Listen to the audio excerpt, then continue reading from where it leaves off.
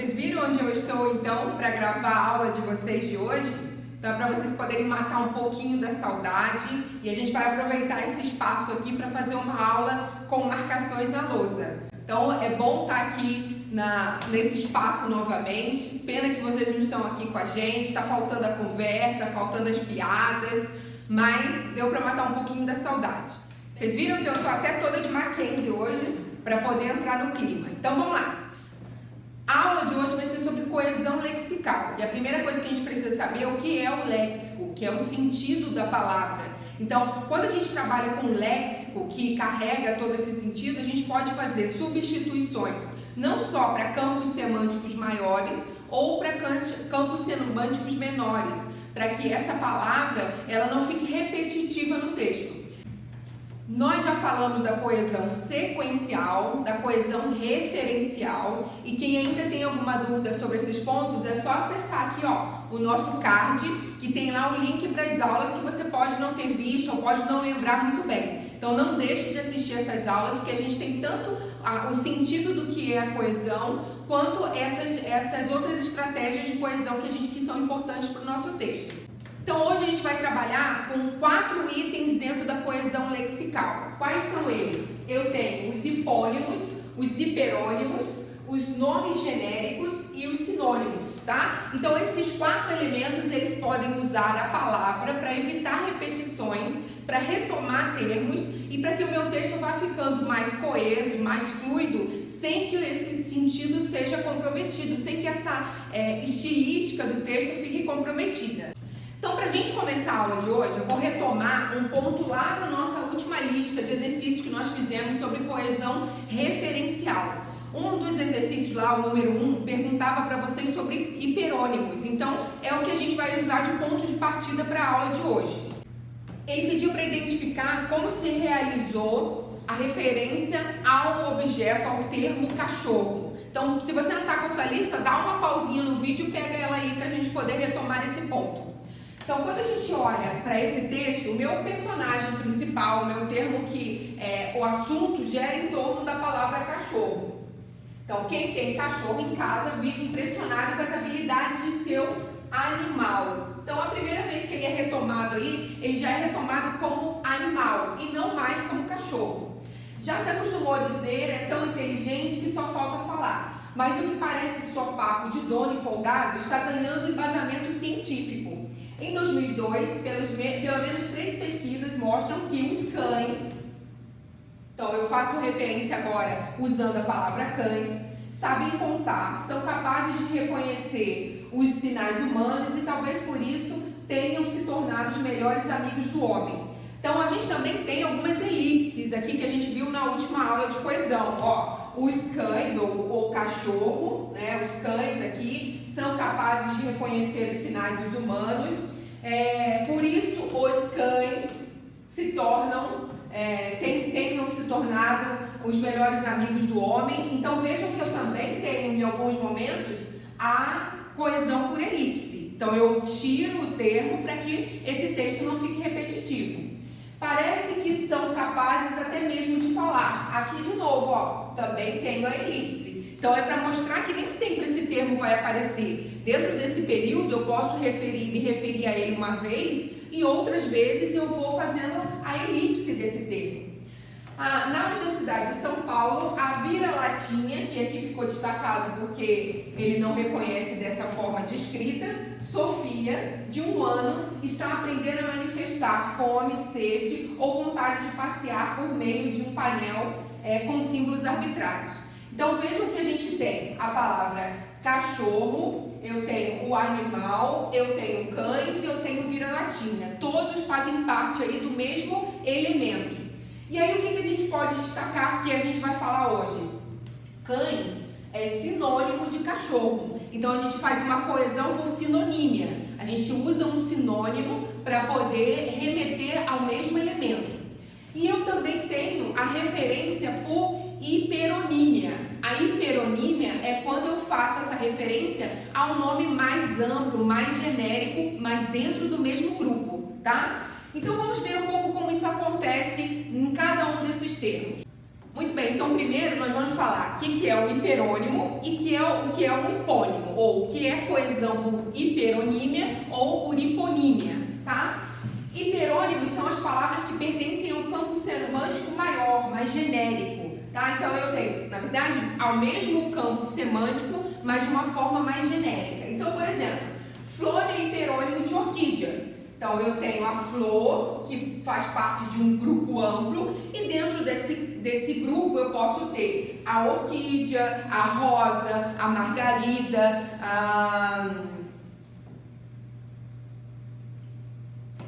São todos nomes que fazem parte do grupo das flores, tá?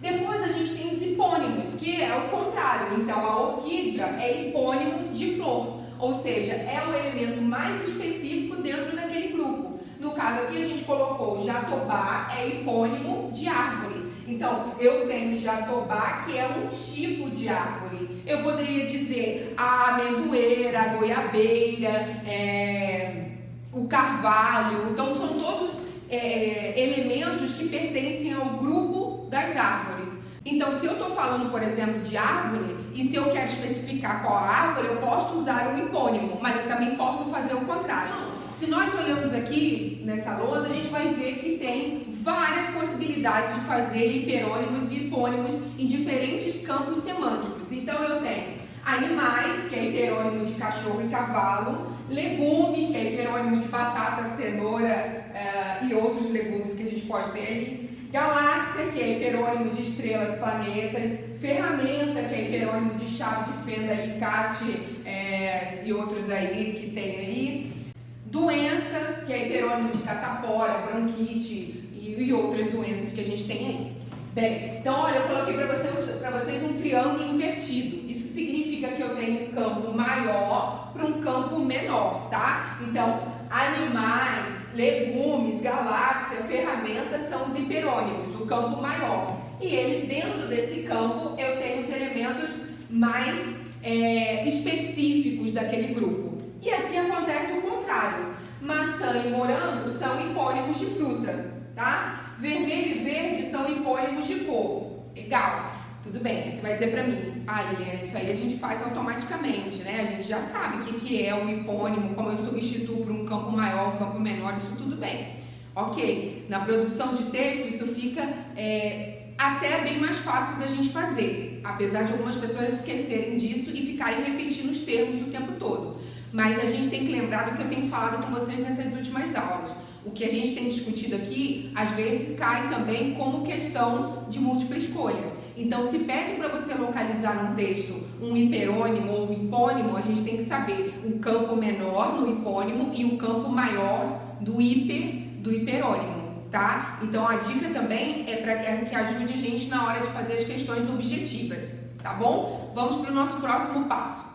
Depois, eu vou ter os sinônimos. Aí, a gente já trabalha com sinônimos também desde o Fundamental 1, a gente consegue fazer essa troca de uma forma simples no nosso texto, só que como a gente precisa diferenciar o hiperônimo e o hipônimo do sinônimo. Então, o que vai acontecer com o sinônimo? Ele vai ter a mesma palavra, só que escrita de uma forma diferente, tá? Que é diferente do hiperônimo e do hipônimo, que eles vão para um outro campo, ou do especialista, né, ou do particular, ou do mais amplo.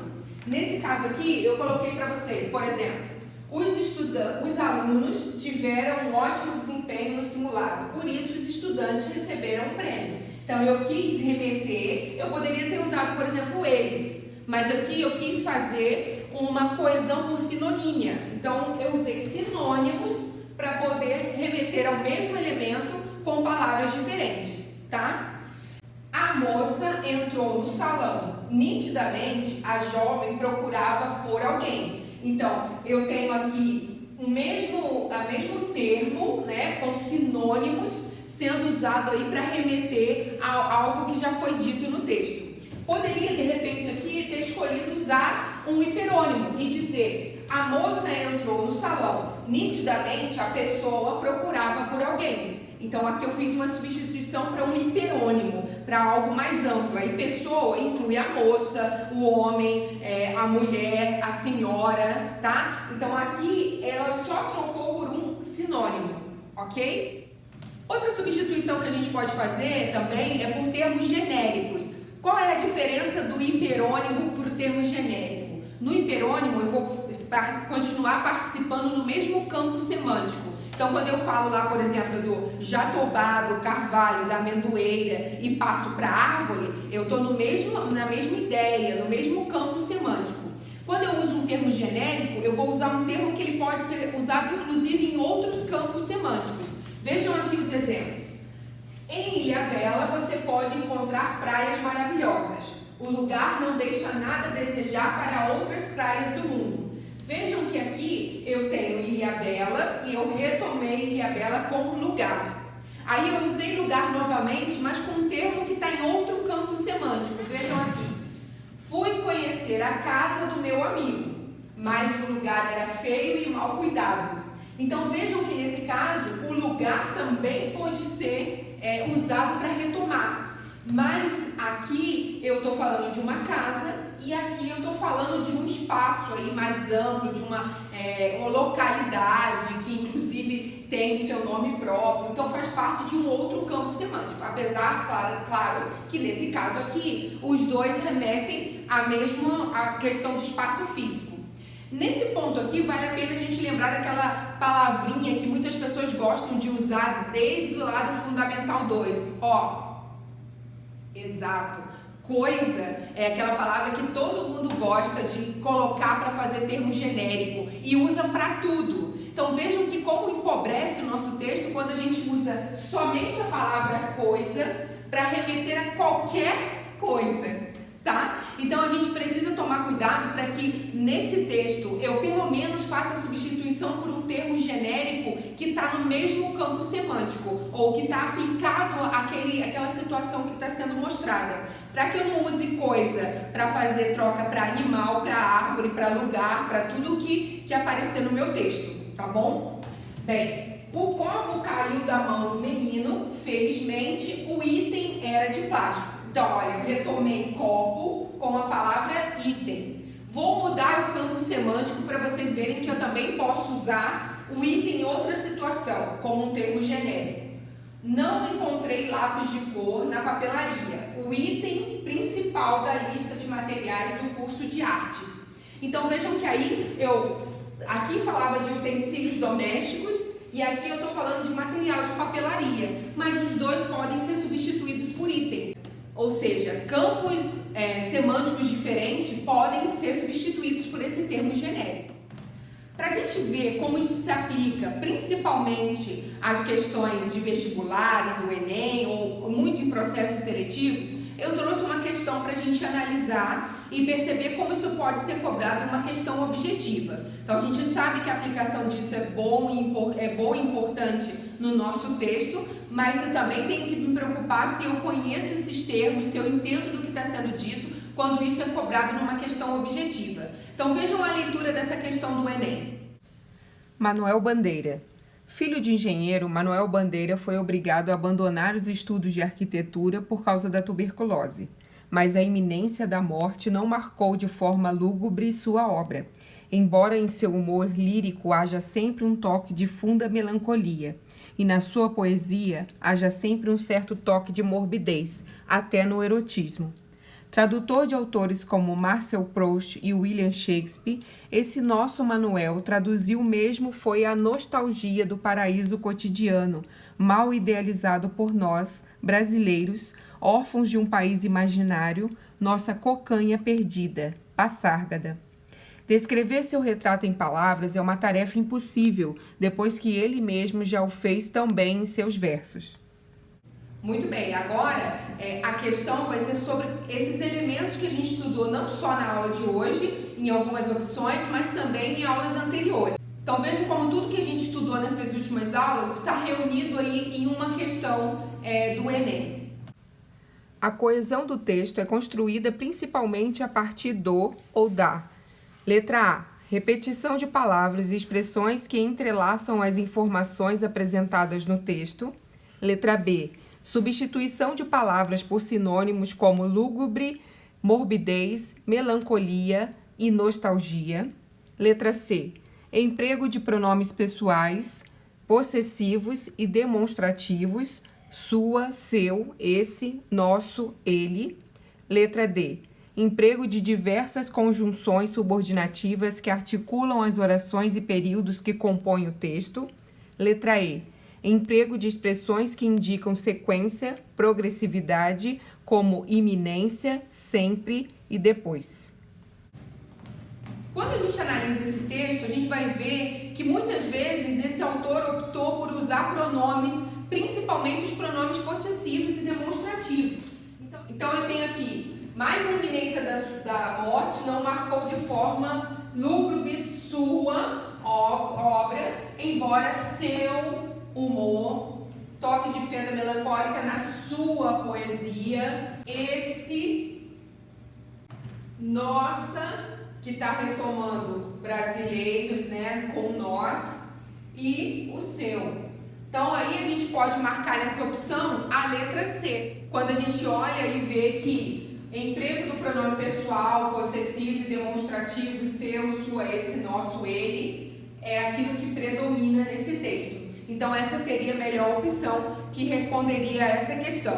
Vejam que ele retomou a questão dos sinônimos, tá? A repetição de palavras, que foi o que a gente viu hoje, e mais nesse caso desse texto, o que mais acontece aí é a retomada, é a coesão referencial por uso de pronomes demonstrativos, possessivos e o pronome pessoal, tá? É sempre bom lembrar que quando a gente fala de coesão, existem diversas divisões para o estudo da coesão, diversas nomenclaturas que podem ser encontradas quando a gente fala disso. Mas em muitos momentos, além das produções textuais, elas também são cobradas aí na sua interpretação, na sua análise do texto, ok? Então espero que vocês tenham gostado da aula de hoje. Agora já deu a hora, já deu 50 minutos, está na hora da gente ir embora. Então vamos embora. Beijo, até a próxima aula.